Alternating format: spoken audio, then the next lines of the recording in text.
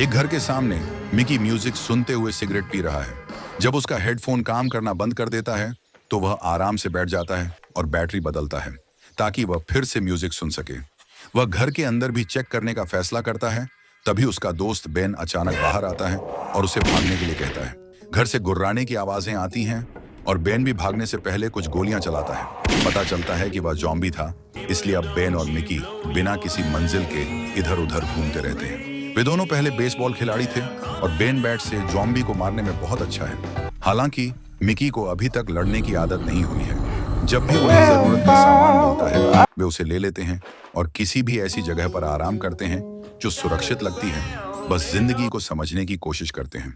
एक दिन मिकी कुछ लॉटरी कार्ड स्क्रैच करता है और जब उसे पता चलता है कि उसने $1000 जीते हैं तो वह उत्साहित हो जाता है। हालांकि बेन यह बताकर उसकी खुशी खत्म कर देता है कि अब लॉटरी जैसी कोई चीज नहीं है और इसके बजाय खेलने के लिए कहता है। मिकी ज्यादा उत्साहित नहीं होता, लेकिन बेन उसे याद दिलाकर मना लेता है कि उन्हें बेसबॉल पसंद था। उसके बाद यात्रा जारी रहती है और दोनों को जंगल में एक और घर मिलता है। बेन पहले अंदर जाता है और चेक करता है कि वह खाली है। उसके बाद वे आखिरकार आराम करते हैं क्योंकि घर में कोई भी नहीं है। बेन रात के खाने के लिए कुछ मछली पकड़ने का फैसला करता है। मिकी उदासीन रहता है और अपने बैग में रखी सारी डिब्बा बंद मछली निकाल लेता है, इसलिए बेन उससे आग जलाने के लिए कहता है। हालांकि मिकी ने हेडफोन लगाता है और चला जाता है। बाद में मिकी को कुछ जॉम्बी की लाशें मिलती हैं जिन्हें बेन ने अभी अभी मारा था और वह घबरा जाता है क्योंकि उसे याद आता है कि बेन ने कहा था कि जंगल में जॉम्बी नहीं होंगे। बेन उसे कहता है कि उसने असल में कहा था कि वे कम होंगे, जो अब तक सच रहा है। कुछ और मील यात्रा करने के बाद दोनों को एक लावारिस कार मिलती है।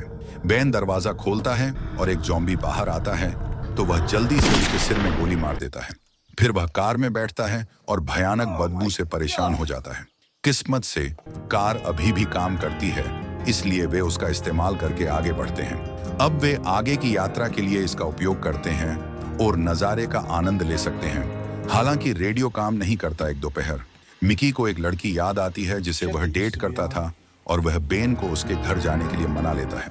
जब बेन जॉम्बीज की जांच करता है, मिकी अपनी एक्स का म्यूजिक सुनता है और उसकी पैंटी सूंघता है।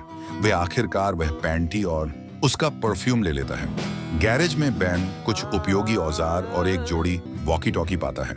मिकी को टूथब्रश भी मिलते हैं और वे आखिरकार लंबे समय बाद अपने दांत साफ कर पाते हैं। इसके बाद बेन कार की पिछली सीट को बदल देता है और एक खुली जगह बनाता है जिसे वे चादरों और तकियों से भर देते हैं। मिकी इस घर में रहना चाहता है, लेकिन बेन मना कर देता है, इसलिए बहस हो जाती है। बेन मिकी को याद दिलाता है कि वे 3 महीने तक एक घर में फंसे रहे थे और उनका खाना खत्म हो गया था, इसलिए उन्हें कुत्ते का खाना खाना पड़ा और बाद में कुत्ते को ही खाना पड़ा था। मिकी का परिवार भी वायरस की शुरुआत में मर गया था क्योंकि वे एक घर में फंसे हुए थे।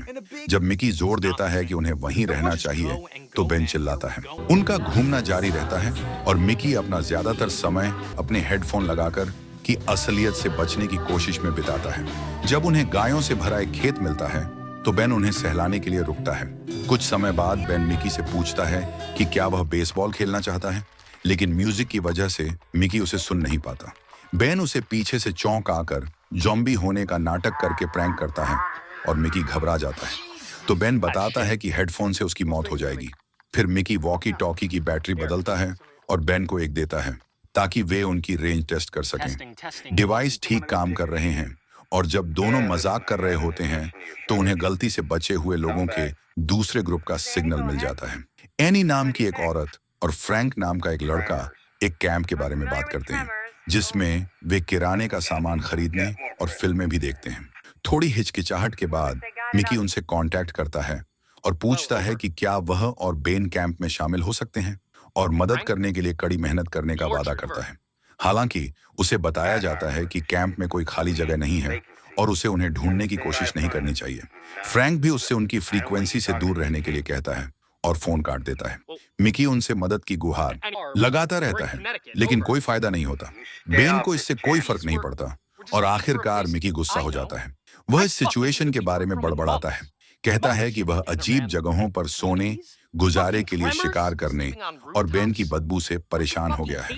हालांकि बेन बस हंसता है और बताता है कि कैंप के लोग उन्हें नहीं चाहते, इसलिए परवाह करने का कोई मतलब नहीं है। अगले कुछ दिनों तक मिकी रेडियो पर कैंप से कांटेक्ट करने की कोशिश करता रहता है, लेकिन वे जवाब नहीं देते। बेन उसे खास तौर पर एनी का जिक्र करते हुए सुन लेता है और उसे एहसास होता है कि मिकी कंपनी के लिए इतना बेताब है कि उसे एक आवाज पर क्रश हो गया है। वह उसका मजाक उड़ाना शुरू कर देता है, कहता है कि वह एक्शन फिल्मों की तरह एक बहुत अट्रैक्टिव औरत की कल्पना करता है, लेकिन असल में वह शायद बस एक बूढ़ी औरत है। मिकी बेन की बेइज्जती करता है यह कहकर कि वह अकेला इंसान है जिसे वह जानता है जो तबाही के दौरान वजन बढ़ाता है, लेकिन बेन को बुरा नहीं लगता और वह कहता है कि वह एकमात्र इंसान है जिसे मिकी जानता है। बस बाद में दोनों एक मोटल में रुकते हैं और बेन कार में इंतजार करता है जबकि मिकी कमरों को चेक करने पर जोर देता है। जैसा कि बेन ने अंदाजा लगाया था, एक कमरा ज़ॉम्बी से भरा है, इसलिए उसे उनसे लड़ने के लिए बाहर जाना पड़ता है, जबकि मिकी हमेशा की तरह छिप जाता है। मिकी शिकायत करता है, कहता है कि इन्हें बिना मारे भी जा सकते हैं। बेन को हर ज़ॉम्बी को मारने की जरूरत नहीं है जो उन्हें मिले। एक बहस शुरू होती है और बेन मिकी को खुद ज़ॉम्बी से लड़ने की चुनौती देता है। उसे याद दिलाता है कि उन्होंने उसके परिवार को मार डाला था।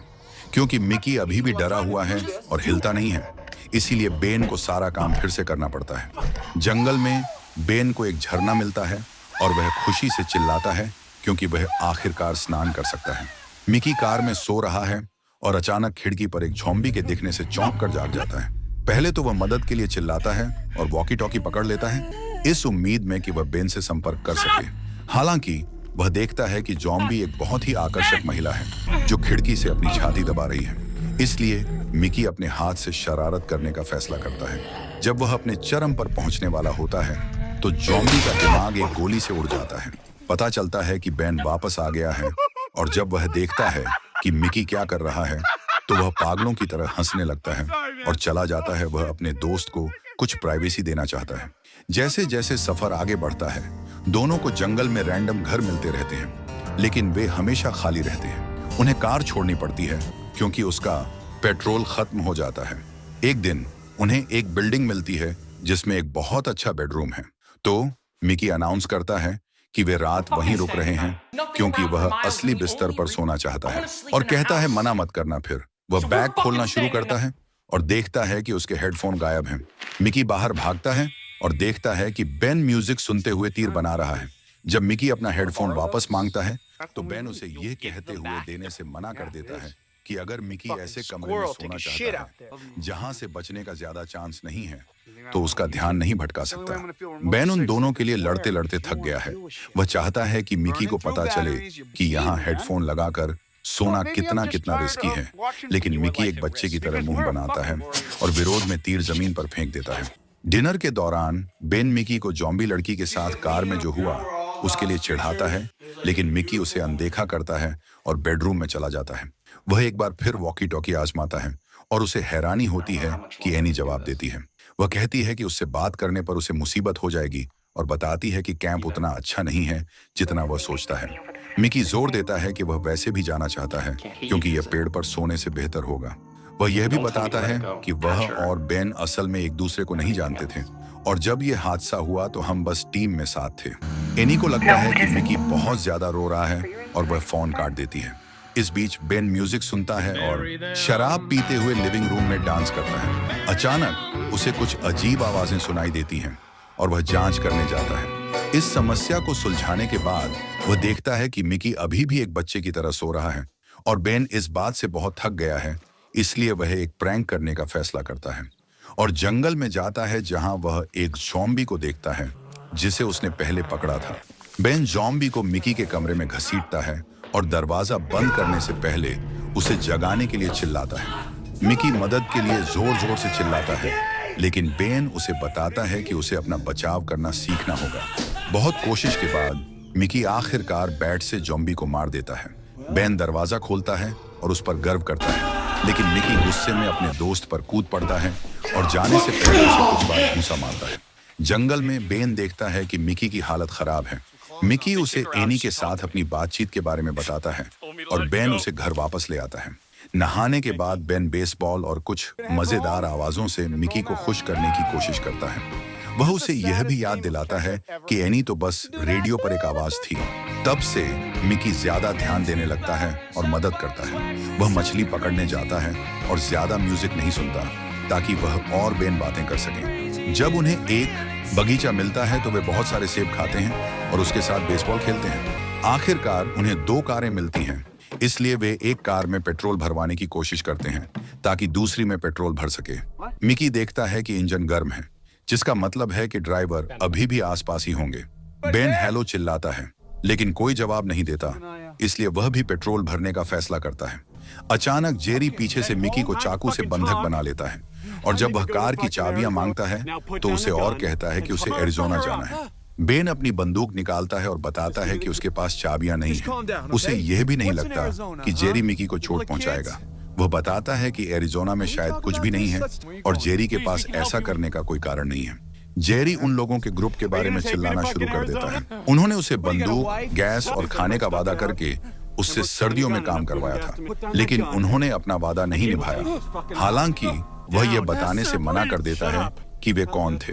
जब जेरी मिकी को फिर से धमकी देता है तो बेन बंदूक नीचे रख देता है और उसे बताता है कि चाबियां कार में हैं। जेरी मिकी को छोड़ देता है और गाड़ी में बैठ जाता है।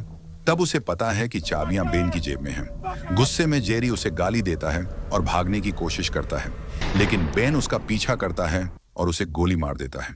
मिकी बेन को एक आम इंसान को मारने के लिए डांटता है और बेन आत्मरक्षा का दावा करता है, इसलिए एक बहस शुरू हो जाती है। उसी समय एक और कार आती है और बेन फिर से अपनी बंदूक निकाल लेता है। एक महिला की आवाज बताती है कि वह सिर्फ अपनी दूसरी कार के लिए आई थी और सब लोग अच्छा व्यवहार करने के लिए सहमत हो जाते हैं। वह महिला और उसके बॉडीगार्ड जेरी के बारे में सवाल पूछते हुए सुनसान कार का टैंक भरने लगते हैं।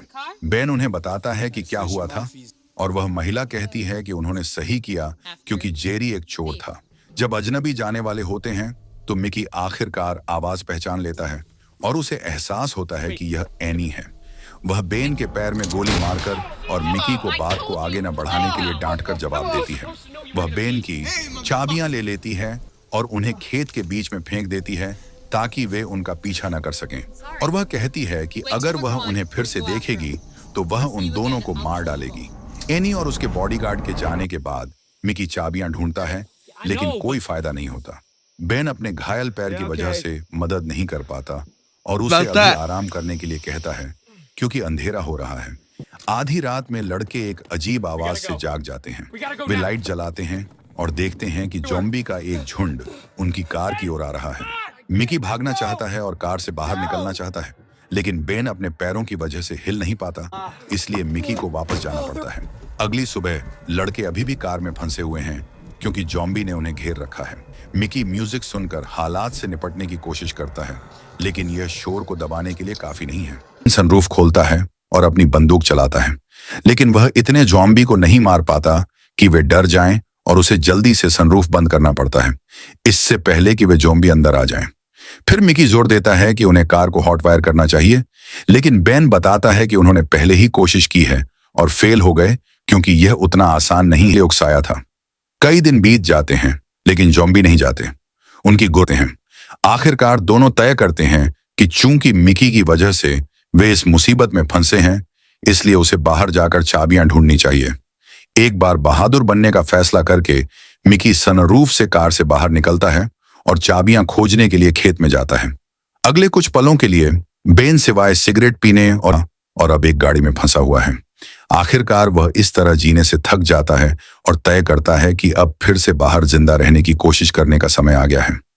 वह मिकी के हेडफोन पहनता है और सड़क पर चलता है, जबकि ज़ॉम्बी का एक झुंड